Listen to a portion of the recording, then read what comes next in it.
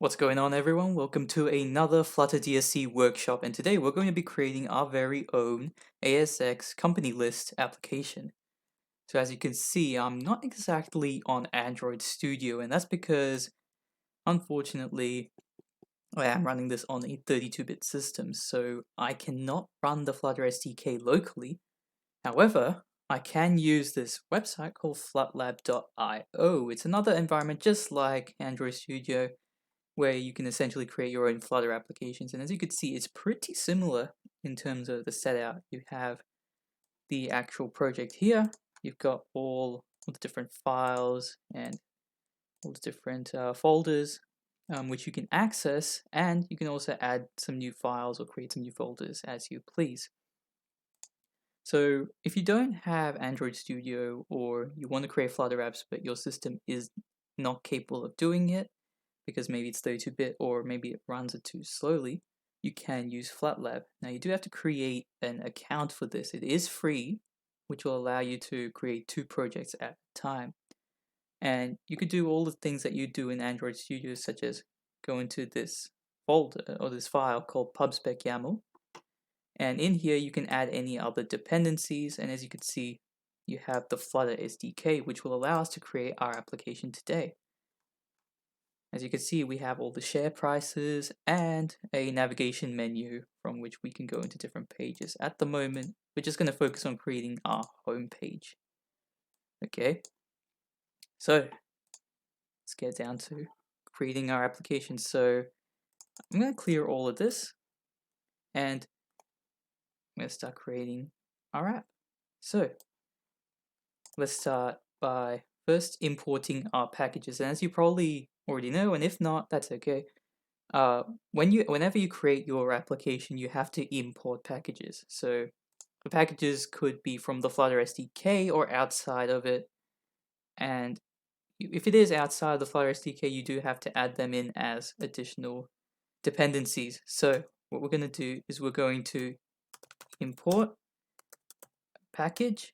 Whoops, make sure this is in quotation marks. So we're going to import a package from the Flutter SDK. And that package is the material dot package. And so this is the only thing we're going to need to import, as it's the only one we're going to be using for today. So now once we've done this, we want to create our main function. This main function is going to run our application. So run app, and inside of here we put our application name. So we're going to call it ASX company list. Okay, so now what we're going to do is, and actually before we do it, I do want to kind of explain this. So when we call this main function, what we're essentially doing is we are creating, well, it says we're run app, but technically the app is already being run. The compiler will obviously compile all this code, and even if you don't have this, the app will technically still run, but it won't run. This ASX company list, think of it as the root, okay? So essentially this is the root of your application. This is where all of your widgets, all of your scaffolds, and everything else that actually makes up the application will be. And this run app essentially allows you to gain access to all of those and display them onto your mobile device. So now what we're going to do is create our application. So I'm going to create a new class called ASX company list, and it extends to a stateless widget. Okay, step back a little bit. So essentially what I'm trying to say is I'm creating a new class, and if you guys don't know, every time I say widget, it's essentially a class. It's essentially an object that is represented as essentially an element of the app. So for instance, this here is a widget, this menu up the top is a widget.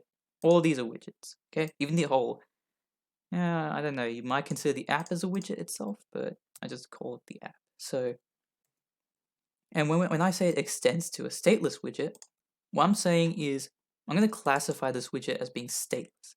So there are 2 types of widgets. There are stateless widgets, and there are also widgets. Hopefully I got that right. So stateful widget, as you can see here. And the difference between them is that a stateful widget, upon user interaction, can be changed in terms of shape, size, properties, or anything like that. But a stateless widget remains the same. Okay, it cannot be changed. So that's the type of widget we're going to have for our application today. Now we're going to type in app override, and if you haven't seen this before, this is a convention in Dart. Essentially, it just means that if you create a function or a class with a certain name, and there's another function with a certain class and name as well, but that's got the override on top, it's just saying you can call classes or functions with the same name. Doesn't really matter.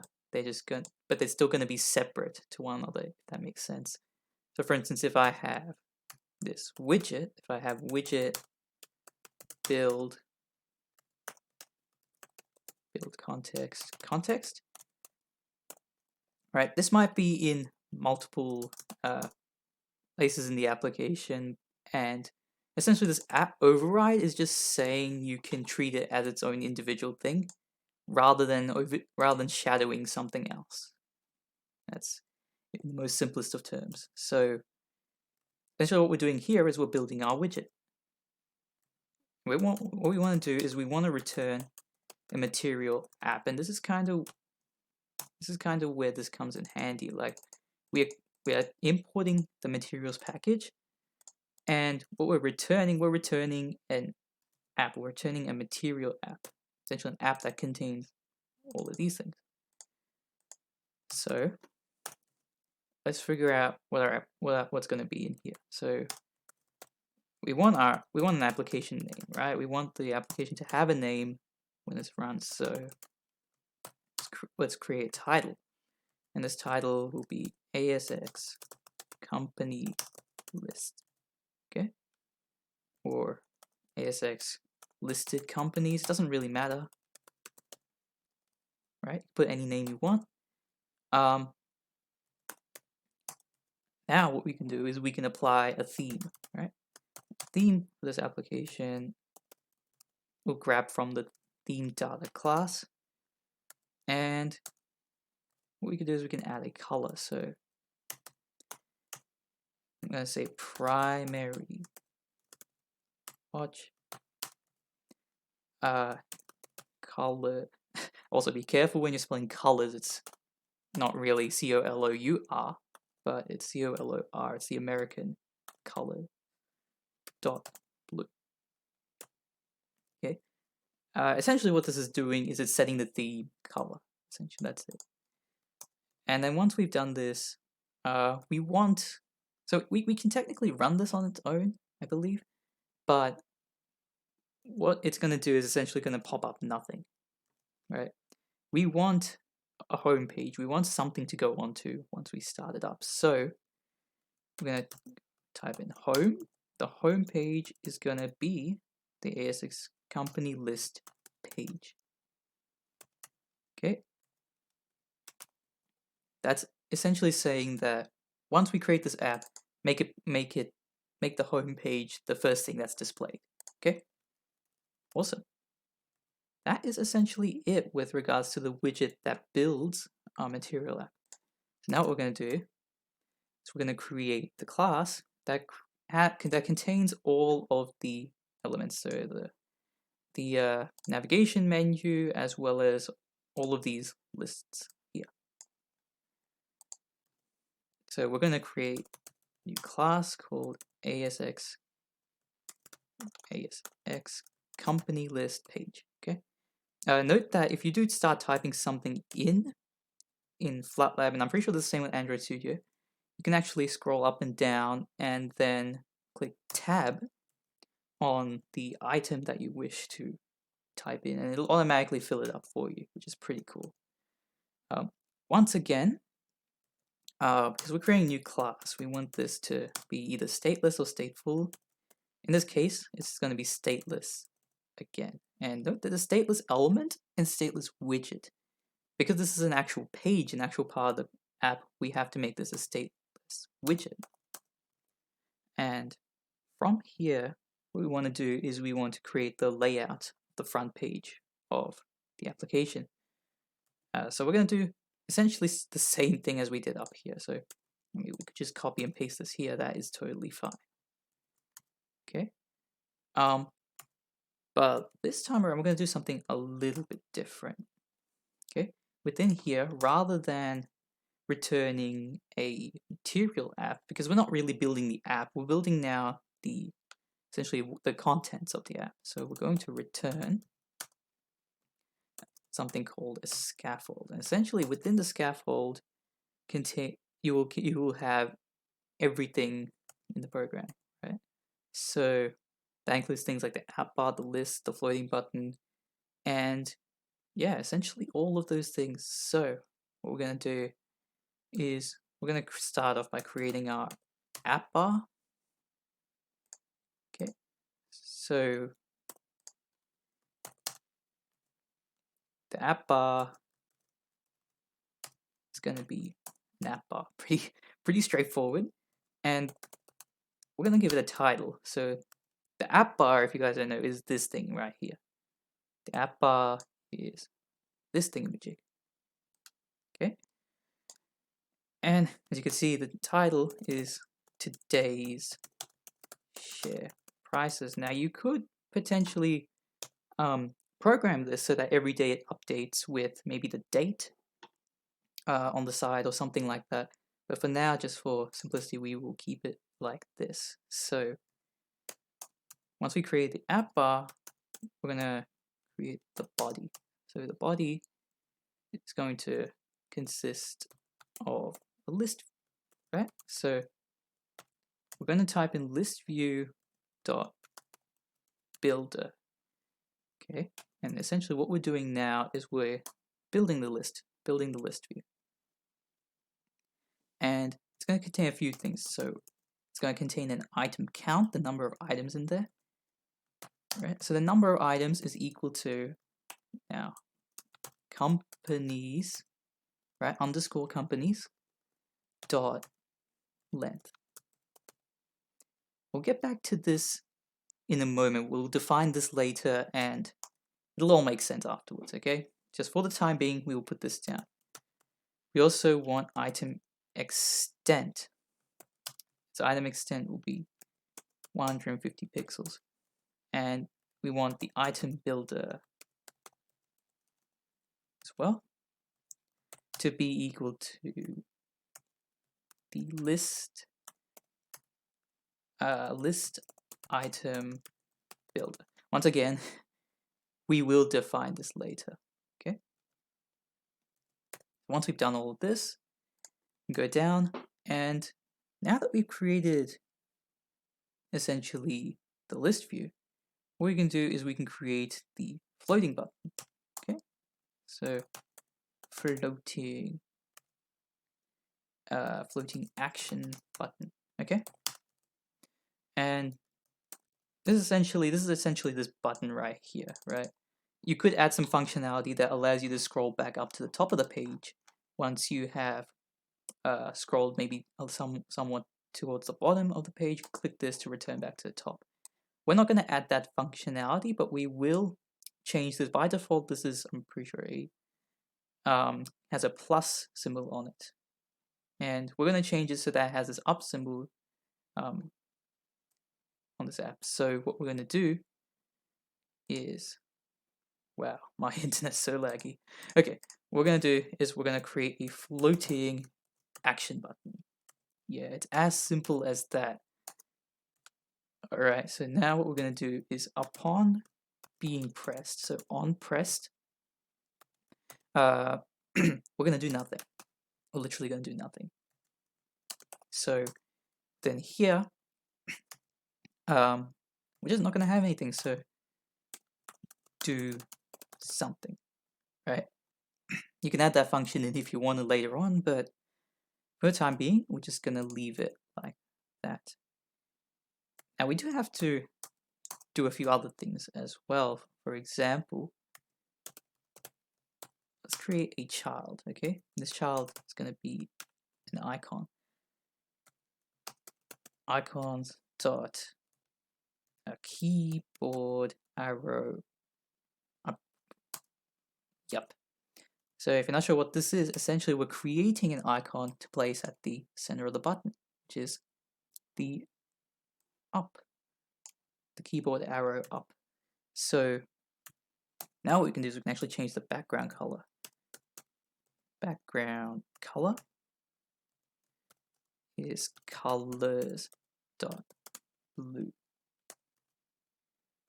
Alright, and once we've done this, that's it. That's the floating action button. That's this thing here. And so once we've done this, what we can start to do is to create our drawer. And essentially our drawer is going to create this navigation menu. So it's going to create all of these things here. Okay, so let's go down and let's add in a drawer. So the drawer is going to quite obviously be the drawer class. So you'll notice how like simple some of these things are, like drawer goes to drawer, app bar to app bar. And this really does help in remembering all these things and makes things a lot easier when creating your app. So what we're going to do now is we're going to create a child, and this child is going to be list view. Note that we already had this thing up here before. Essentially we're doing something quite similar here. This time around we're going to have some padding. Okay, and we're going to have edge insets dot 0. Essentially this just applies a bit of padding to this, right? And now what we'll do is we will create some children. In terms of, we will create some of the navigation items. So the two that we're going to create is the graphs and the tables items. So we can select on either of these, and it should go to a different page, but we don't have one yet, so it will just return back to the home page for the time being.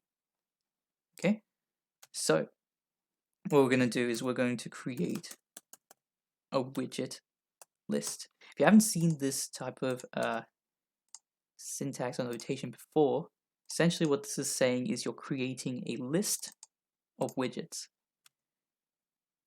Okay, so we're going to have a drawer header, and in this header, so this drawer header is essentially this ASX listed companies here. Okay, so what we're going to do is we're going to create another child called, this time around, it's going to be the text, okay, called ASX listed companies. Okay, so essentially this text will be displayed in the drawer header. That's what this is saying. Okay, now in addition to this, we do want to change the style of our text, and we will use the text style class to do so.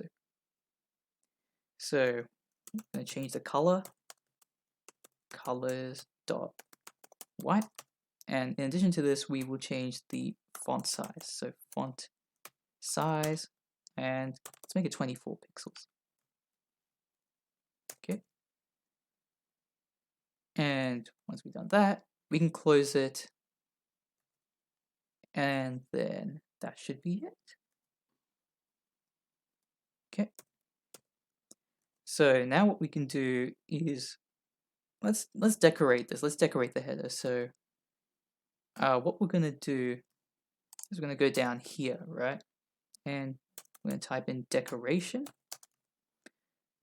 And we're going to type in box decoration. Essentially this decorates the box as the name implies. And as you can see, the names are pretty handy in knowing what this function does or what this class will do. So same thing, we're just going to change the color. So we're going to make it colors.blue. Pretty simple, pretty straightforward, and that's all that we have to do for the time being. And so now what we're going to do is we're going to create our list tile. Okay, so we're going to go down here and we're going to start creating our list tiles. Okay, and just making sure that everything is in the right thing. Okay, I'm going to create our list tile, and this list tile is just going to be these things here. Okay,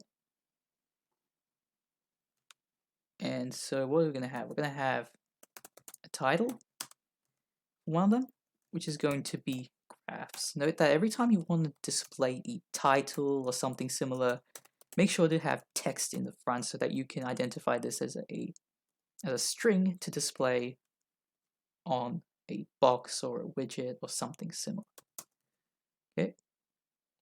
And then on tap, so upon pressing this, what are we going to do? Well, there's no arguments for this, and we're not going to do anything. So to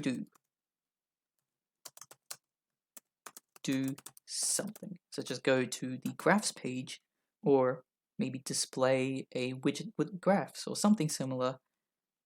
But for the time being, we type in navigator, okay, dot pop and context. And what this does is it returns back to the home page. It returns back to the context, which is in this case the widget, right? So that's what that does. A comma here, and we're going to continue create our next list tile. So I'm just going to copy and paste this because it's essentially the same thing, right? Okay. Also, another thing to be mindful of is when you are doing these things, make sure to be careful of indentations and that they're all good. So what you can do is you can actually click to the right or even the left side of the bracket. Then you can go up until you find essentially the corresponding bracket. And that way you can kind of check that it's all good. And I'll show you another trick later on as well. But we're going to change this from graphs to tables because that's what we have over here. Okay. So now what we can do is create the list view for the companies. Okay, so we've created the navigation menu, and now we're going to create the list view. And note that this is still within the class. We're still doing this on the home page, but we're going to create another widget for it. So what I'm going to do is, first of all, just make sure all of these have some commas on there. Essentially, this is just to say that, yep, we finished reading that specific part, move on to the next. And so what we can do is we can go down here and we can create a new widget. So let's create the list view. So we would type in widget, and I know this may seem a bit, how do you say this? A bit odd, but trust me, I'll say what this means in just a moment. So we'll create the widget list item builder. We defined this previously, or we've called it previously. So if you just start typing in list item builder, Flutter will automatically display it. And essentially the same thing, build context. But this time around, we actually have another argument or parameter. So we have an index.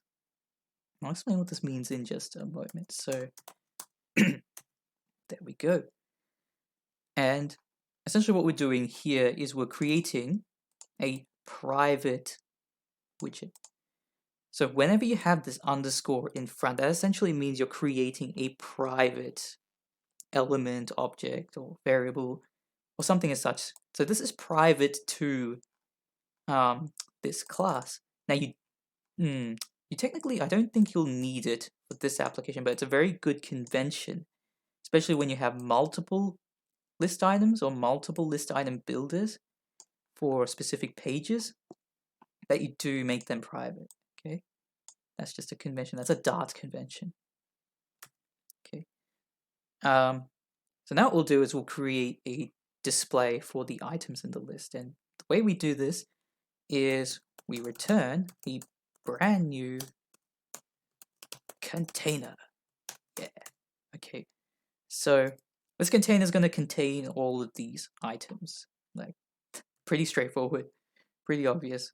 Also, if you do have stuff like this return container or scaffold or material app, just make sure you have this suppression at the end, so the semicolon, right? For a few reasons. One is to make sure you don't forget it later on, and to make sure that it's all good. Now, I forgot to mention this before, but make sure you save your changes. Okay, just click that a million times, like click, click, click, click, click, click, click, click, click, click, if you have to, because Flatlab does save. I'm pretty sure it does autosave, but I wouldn't depend on it. Okay, like if you do want to build your project, note that hot preview is actually not supported in Flatlab. It's a bit of a shame. So when you go to build the project, note that sometimes that'll only build what you previously had, and if there's an error message or something wrong with what you have, it'll go back to whatever was previously saved. So if you wrote all of this and then didn't press the save button, then it's just gonna delete everything. So yeah, sorry I didn't mention that earlier, but make sure to click the save essentially every time you make a pretty big change, like essentially what we did just now. So what we're going to do is we're going to create this container, and this container is going to, as the name implies, contain everything. So we're gonna add some padding to it first. And you may or may not have seen this before, but this const just stands for when you're creating a constant. So essentially it just doesn't change, right? In other programming languages, maybe you just declare as a regular integer or something like that. In Dart, we just say constant, right? And this isn't just for variables. This can be for classes, functions, or something similar. So in this case, edge insets dot only left to 16 pixels. Right? We want the padding to be 16 pixels from the left, and we also want some padding near the top of maybe 5 pixels. Okay, and that's essentially saying keep the padding constant, right? Now we also have alignment, and that's essentially how we're going to align this. So it's going to be defined by alignment dot top left. As you can see here, these are aligned on the top left. Pretty straightforward. You can put them in the center, I think. Hold on, alignment dot, yeah, you can put them on the top center, center right, or just center, but we're going to put it on the top left. Okay, whatever looks neat, whatever looks good. So now we're going to create a child, which is row, and essentially what this is are all of these things. So each one of these things is collected within a row. So this is in row 1, this is row 2, this is row 3. That's what we're doing here. We're creating essentially the rows of our list view. And each row is going to have some children. So it's going to have something else within that row, right? It's not just going to be the row on its own. In fact, it's going to contain a widget. In fact, it's going to be a list of widgets, right? That span the whole, that span through all the rows. So that's essentially what we're doing here. And in order to actually create this item, what we got to do is we got to enter column, right? So we're saying, okay, at the column, at the first column, what are we going to have? So what we're going to do is we're going to say cross-axis alignment is cross-axis alignment dot start. There we go. Okay, we're just aligning this, making sure it's all aligned well and good. So now it's going to contain some children as well, and these children are I can't spell widgets. Okay, it's going to be a list of widgets. All right, and this is where it essentially grabs the list of widgets and places it into the list view. So what we're going to do is over here, we're going to put in some text. So essentially, all these widgets, they're just going to have text in it, right? So there's the text up here, text here, text here, text here. So we're just going to create a bunch of these. So first thing that we want is we want the companies, or the company at that index. We want that company's ASX code. Okay, we're going to define these a little bit later, but for the time being, we'll just keep it like that. Okay, we want the ASX code, and as you can see, the ASX code is these things up here. So for cols, it's COL. For JB Hi-Fi, it's JBH. Right? Pretty straightforward. And you will notice that they are a little bigger in size in comparison to the rest of the text. And so what we're going to do is we got to change the style of the text. So we're going to type in style, and we're going to type in theme dot of context, and we're going to do dot theme dot text theme dot headline. Okay, so I'll explain what this means. Essentially, this is just saying the theme of the ASX code text that we put here is going to be the same as the headline theme. So that's going to change this from being ordinary text like as we see below here to something a little bit larger and with slightly different size. Okay. So essentially these are going to be, I'm pretty sure these things are going to be 24 pixels as well in size when we run them. Okay. And what we actually want to do is we want to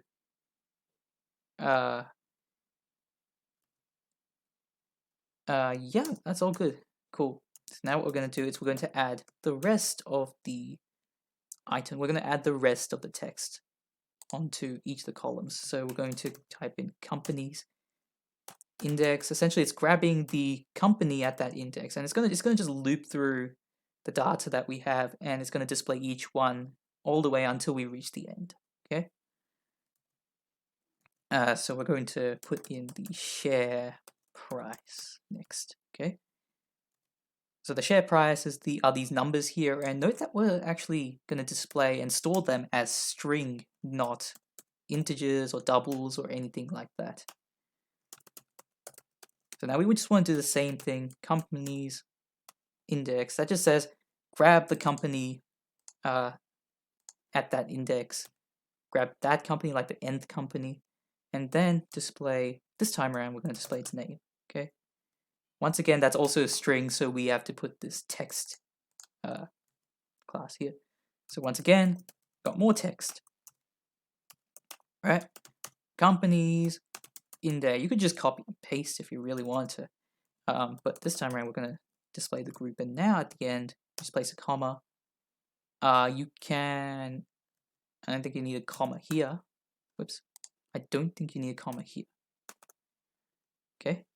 And then once we've done this, we can go down here and we can type column again. And inside of here, we're going to add all of these icons. So note that this here says at every row, right? Or at every essentially the row, you're going to add something onto it, which is all these texts, right? But in addition to this, we also want this icon. We want this icon. If you've seen the share prices on the news, or maybe as an ad or something, you'll know that they have arrows usually pointing up and they're green, or down and they're red, or there's just a dash that says nothing has changed. For the time being, for simplicity, we're just going to implement these up arrows just to indicate that the economy is all good and everything's going as planned. So what we're going to do is we're going to add a widget. So children. So note that children is used. Actually, I did something here. That should have a colon there. Note that children is used when you have multiple items that you want to add. If you just have one thing that you want to add, you could just put in child, but otherwise you would put in children. Okay. So once again, it's going to be a list of widgets. This time around, they're icons. So we're going to create an icon, right? And this is going to be an upward arrow. So this is already built into materials dot. So you can just grab it. So dot arrow arrow up. There we go. There we go. Okay, now we can add some color to it. You can actually do the opposite. You can actually do arrow downward and make the color red. Actually, that's a good exercise, just to change a few things here and there and just play around with what the app looks like. I mean, some of the stuff that the app has. So definitely encourage that. So for instance, we're going to make the color green, but you can make the icon a downward arrow and change the color to red, for example, right? Maybe you can change the size of it. So what we're going to do is we are going to make the size 24 pixels, right? So essentially the same, I'm pretty sure it's the same, same size as the font of the header. So note that some icons will, like, you can't really compare the size of icons to text, but you could change the size to maybe 30 or anything bigger. Like, just try some things out and see how it goes. But we're going to keep the size to 24, and we're going to make this 24.0. So now what we want to do is we want a semantic label, right? And that label is just going to have rise in there. So in case that it doesn't display for some reason, right? That's what this is for. And that's it. That is it. We have pretty much completed our company list page. That's all of this here. We've managed to complete every single bit of it, right? So essentially what this class is going to do is it's going to build our widget.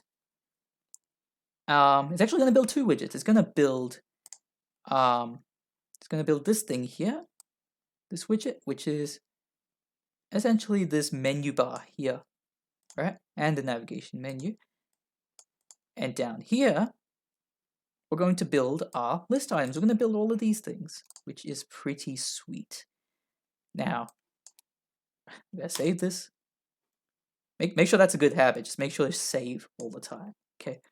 So now what we're going to do is we're going to go down and out, and what we want to do is we want to be able to actually have some companies that we can display. So you can do this a few ways. You can either read from a text file, CSV file, JSON file, or even an XML if they have that, or an Excel spreadsheet. But that's going to add another layer of complexity. And for the sake of time, what we're going to do is we're just going to hard code everything in there. So the first thing that I want to do is to create a class called company. Essentially, this is an individual company. Okay. And we're going to type in constant company. Okay. And actually, I think there's a bit of code that I'm missing, so just 1 second. Okay, so we're going to create the company, right? And what we're going to do is we're going to include a few things, okay? So you may have seen this before, you may have not seen this before, you may have seen this in other programming languages. It's essentially the same thing. So this .as code, this .group, this .share price, okay? Whoops, no zeros at the end. It's just that, okay? And we're just going to take a moment, to kind of take this down, and I'm just going to quickly check that everything else within this program is running smoothly. Okay. So what we're going to do now is we're going to create a string. So we're going to type in our final string. I'll explain what these things mean. Just need a bit of patience, okay? I'm going to type in final string name. I'm going to copy this. I'm going to paste it 4 times and simply replace all of these things by everything that we're going to display. So the ASX code, the group, and we want the share price. So if you've ever done programming on Python before, or if you've done it programming on C, you might create things like classes or objects or structures or something like that, right? And they'll usually have some sort of properties, or they'll have these things, right? They'll have essentially properties. So in this case, if I create a company, that company will have a name, an ASX code, a group, and a share price. That's essentially what this thing is doing here. So just an example, in Python, you might have self.name, self.asx code, and then down the bottom, you might write something like self.name equal name, right? And then you continue. We're essentially doing the exact same thing here, right? We're saying that this is a constant class, company class, with all of these properties, right? So once we've done creating this, we're going to create our dummy variables. We're going to create our dummy companies, or at least the companies that we will use to test this code out. So we're going to create a final list, capital list, and here we're going to have company. So it's a list of companies. That's all this is saying here, and we're going to. So this is the type. Note that all these things we are declaring the type, and this is the identifier. Okay, this is what identifies essentially the memory that we have allocated for, let's say, a string or a list of companies, right? And we're going to call this underscore companies, like we did earlier on.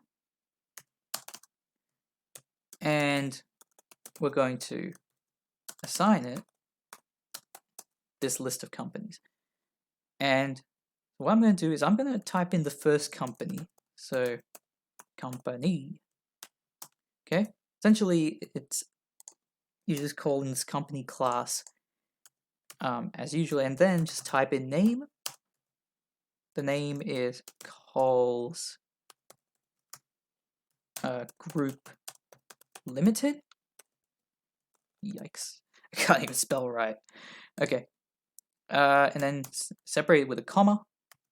You have the ASX code, which, if I go back here, is 18.63, right?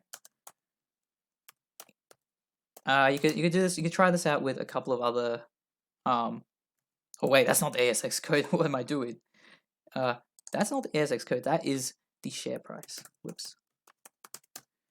Okay. The actual ASX code is a lot more easier. It's just COL. Okay. Now, the group it is food. Make sure all this is string as well. And note that we're not using text like we usually would do up here. And that's because you only use this really if you're going to display text onto a widget, right? If you're just assigning string, you can just do this. That is totally fine. Okay, so food and staples, what is it? Retailing. Okay, that's pretty good. Make sure there's a comma at each end, and make sure there's a comma here. Essentially, you just keep repeating this for every single company. Okay, and once you've done this for all the companies, you can test out their program. Make sure there's a semicolon at the end of here. Make sure you actually suppress it. Otherwise, it's going to be an error. It's going to try and read further, but there's going to be nothing there. So what I'm just going to do is I'm just going to copy and paste all the companies in. Essentially, what you can do is copy and paste this down further and just change the details, right? So we got JB Hi-Fi with the ASXO GBH, another retailing group with a whopping big share price. That is pretty good. Okay, we got Seek as well. We got Coca-Cola, Telstra. Like, you can even add your own company if you wanted, but ideally what you would do in, let's say, a real world example is maybe read off a file. So you could have, let's say, maybe an Excel sheet or CSV file, where you can read off the file and essentially assign each of these items to the corresponding property of the company, right? So another thing you could do as well is maybe grab the data from another server. But this does add another layer of complexity. So for the time being, we just hard code all of these things in. And so now what we can do is run the program. So another thing to note is that with this emulator, you can actually switch the orientation of the phone, which is pretty sweet, and actually check out what it looks like when you do so. As you can see, it really does adapt, right? That's what's so great about Flutter. And you can see the navigation menu still works as fine. You can even refresh this just to make sure that everything is okay. Or if you did build something recently and you still have this open, you can click refresh. And you can actually change the device size, and you can see how that works as well. So you can make it a smaller device or a larger device. Note that you only have access to the web emulator. You don't have access to the Android or the iOS emulators. And I'll just explain that near the end. So let's try building this, and hopefully it works. Note that, yeah, hot preview doesn't work, and you do have to wait a little bit for it to build, and sometimes it may come up with an error saying too many requests have been made. That just means the server's a little slow, and you might have to reload the page, or make sure you copy and paste the code beforehand somewhere else as a backup. Otherwise, it'll become really tricky to recover it, and you're gonna do your head in. So make sure you have everything. And there's a build fail for some reason. So no parameter with the name. Wait, what? What have I done? Colors.blue. So let's see. So I'll also show you how to kind of debug the program as well. So let's see. Oh my god, there's a few errors. Did I forget to suppress something? So at line 53.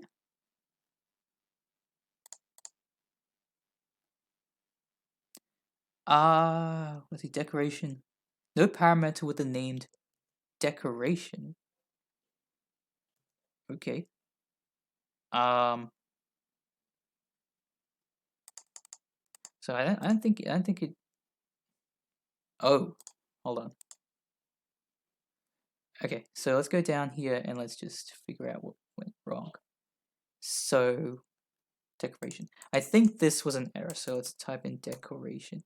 That's strange. That is so strange. No parameter with the name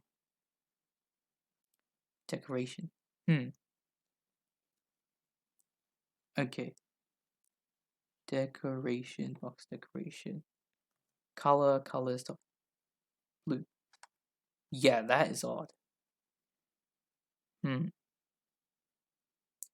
Expected suppression after line 54. So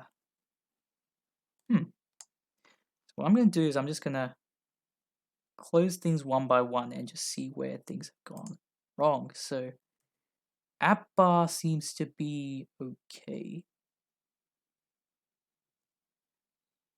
It all seems to be okay.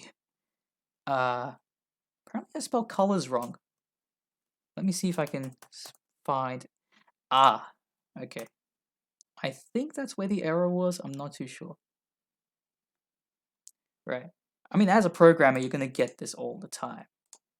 Right. So we can build the project again, and yeah, unfortunately, hot preview doesn't work. Simply because yeah, we can't do hot preview. It just doesn't work. For some reason. Yeah, and you will get something like this. The build is running, waiting in queue. That just means the server's a little slow. So you get that sometimes. What you can do is cancel this. I'm going to Control C. I'm going to copy all of this, save it, and I'm going to reload this. And that should hopefully fix it. Hopefully it does. Okay, we're going to try running this again. So yeah, Flatlab's not the best thing because it is it does have to wait for the server and whatnot. I'm actually not sure how many people would be running Flatlab right now. Maybe a lot of people, maybe not. But yeah, wow, this is taking forever.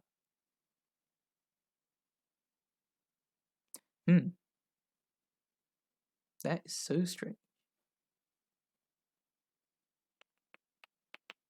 Hey, there we go.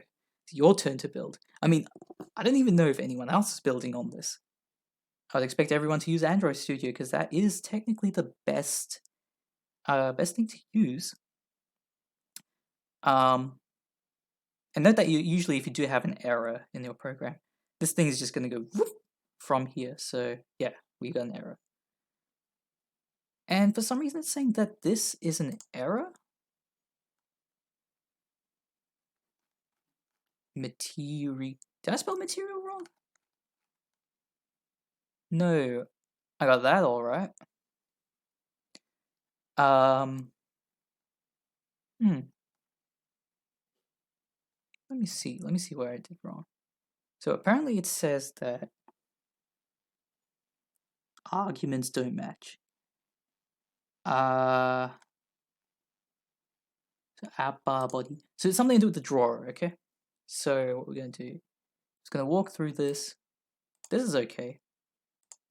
Something wrong here. So draw a header.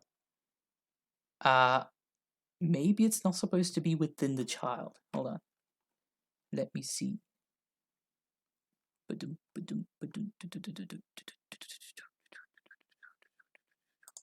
Okay, just checking. 1, 2.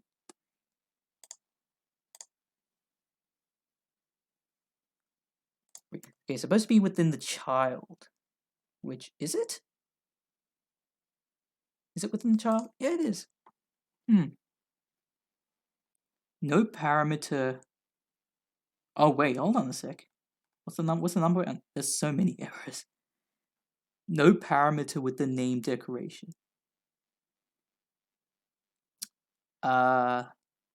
Navigator pop context expected a. Oh, right. Okay. We need to suppress this because it is within a function in a way. Okay, I see. I see what they're doing there. So box decoration colors are blue, right? That should have worked for some reason. It doesn't really say much.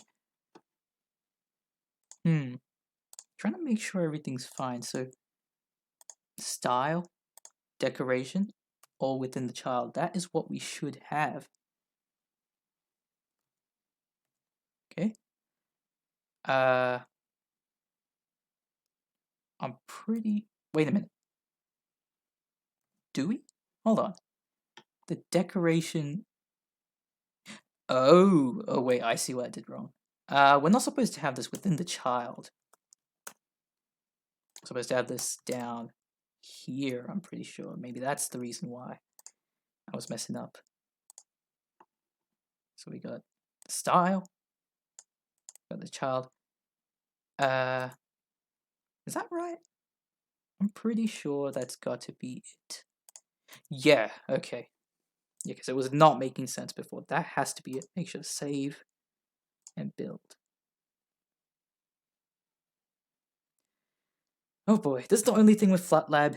If you get a whole bunch of errors, it's gonna be a bit of a pain to debug, but hopefully it all goes well. So the reason why it wasn't working before, I believe, was we had this decoration thing. Yeah, this decoration parameter.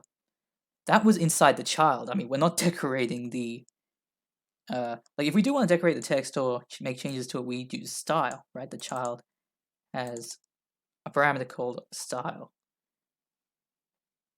Okay, here's another one. List tile. Place positional arguments before named arguments. Oh my goodness. That's a new one. And I think the reason being is we got these list tiles within the drawer header when they're not supposed to be. Okay? They're not supposed to be in the drawer header. And I think all I need to do now is place these one across and completely delete this. That should hopefully, that looks a lot better. I think that's the only error we have. Let's take a look, constant drawer. Yeah. Yeah, that looks like the only error. Everything else looks fine. So we're gonna, oh, if you did see that, it just automatically saved. I would not depend on it. I will save this a million times if I have to. I'm just gonna spam click this just to make sure. Okay, let's build it.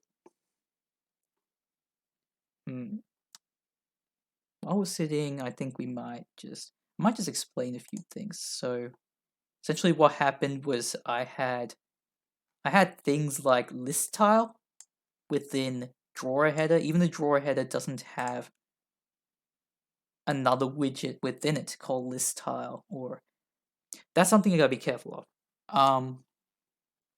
Because technically widgets like these, they don't have widgets inside them, and ooh, something's wrong. Okay, let's see. String cannot be assigned to parameter widget. Okay. What else is there? Oh, this looks like this is the only. Wait, no name parameter children. Oh wait, do we have to put this in the child? Hold on. Yeah. Wait. What? List view. So we're drawing this, right?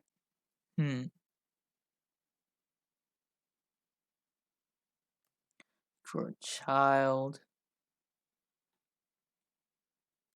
Patty. Yes. Okay. So you can't have children on its own, right? You gotta have that within a child. So you have a child and then you have children within it. So that should hopefully fix it.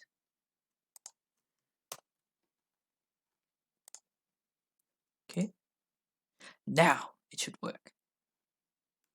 I'm hoping. I sincerely hope so. Okay. So yeah, I think as I was saying before, you can create your very own account. It doesn't have to be a paid account. There are like other like subscriptions, but you don't have to. You could create a free account and you can work on 2 projects at a time uh, throughout using Flatlab. So which is pretty cool. And essentially you have access to almost everything Android Studio. Oh my god, you gotta be kidding me. Okay then. Oh, right, because I don't think I put text. I think I made it text. Today's share prices. I can't believe I can't believe I didn't do that. Because we're trying to display this text, right, onto the widget. So hopefully that fixes it. I can't believe it didn't. Did it pick up on that before? I didn't see.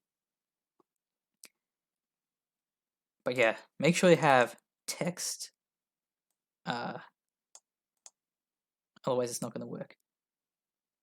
Your build queue. Also, there's an actual queue. Okay.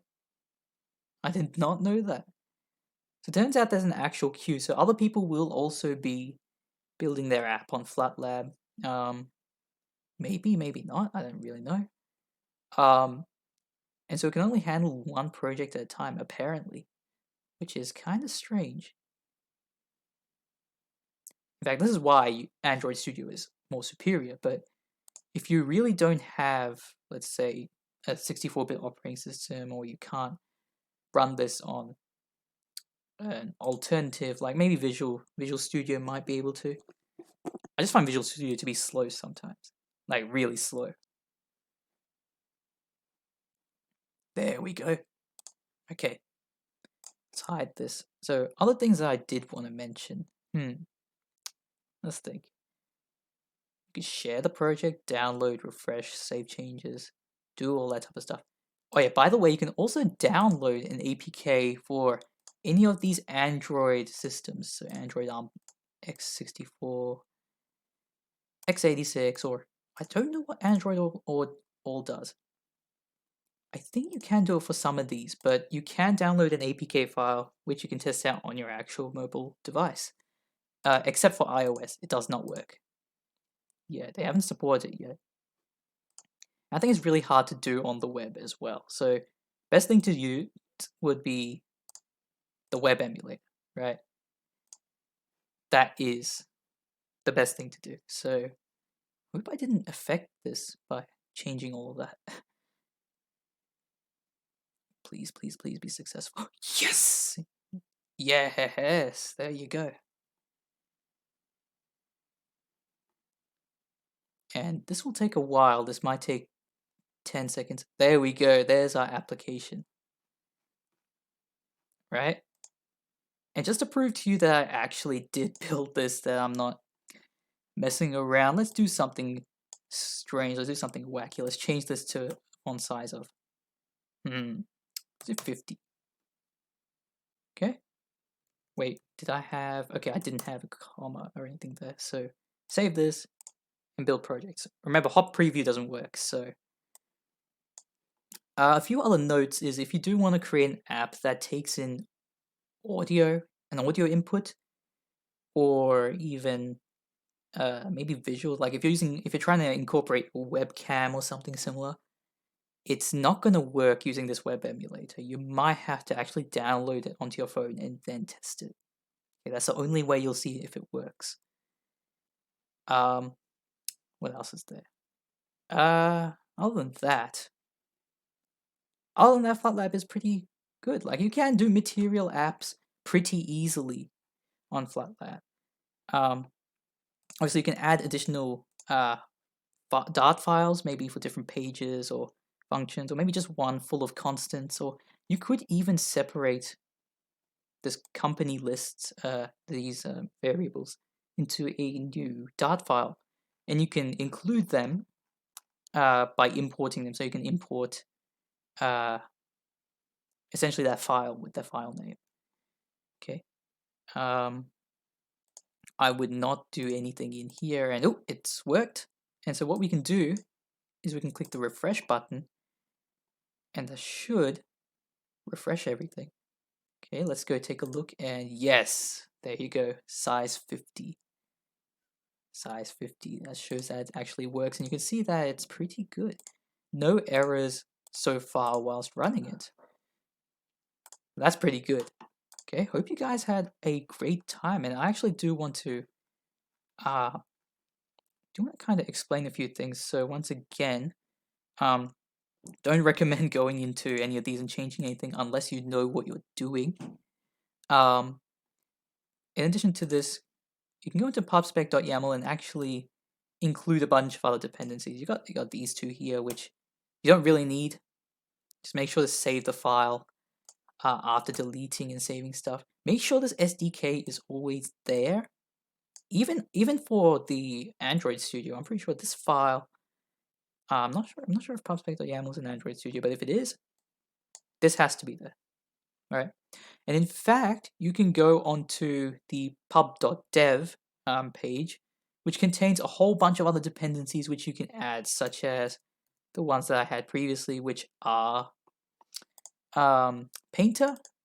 Painter's a really cool one. Painter allows you to actually draw stuff onto a canvas or a page, and essentially has all those really cool features to it. And then you've also got Color Picker, which allows you to choose different colors. And there's a whole bunch of other ones, like I think there's another custom painter, right? I'm not sure if that's in the SDK, but you can search that up in the official Flutter development page. But other than that, that's pretty much it. You don't actually have to change anything else. There are a few things here. You do have this pubspec lock, which, yeah, don't change anything in there. If you do want to include some additional icons, like maybe for your application, you would put that in the lib file, okay? And you can create additional folders, like maybe images, and in that you can actually include images or anything as such. And if you don't want the file, you can remove it. There's a warning message. Obviously, if you delete it accidentally, that's a bad thing. So that is pretty much it for this workshop. I hope you guys had a great time, and as always, enjoy yourselves. And make sure to check out our Flutter website, make sure to check out our Flutter page and the YouTube channel, and give us a like, give us some suggestions for future workshops. And as always, hope you guys had a great time, and I'll see you guys next week.